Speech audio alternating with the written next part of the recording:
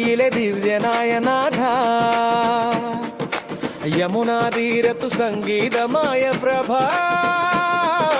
ഗോപികമാരുടെ ഹൃദയത്തിൽ ആനന്ദം, ലോകമൊട്ടാകെ നിന്റെ മഹത്വഗാനം. ഗോവിന്ദ ഗോപാല രാധേ ഗോപാല, രാധേ ഗോപാല, ഹരേ രാധേ ഗോപാല.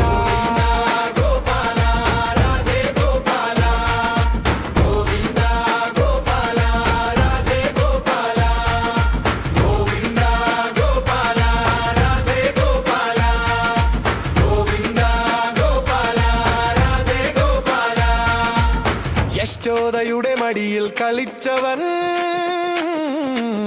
ഭക്തരെ രക്ഷിക്കാൻ പർവ്വതം താങ്ങിയവൻ, ഗോപികമാരുടെ ഹൃദയം നിറച്ചവൻ,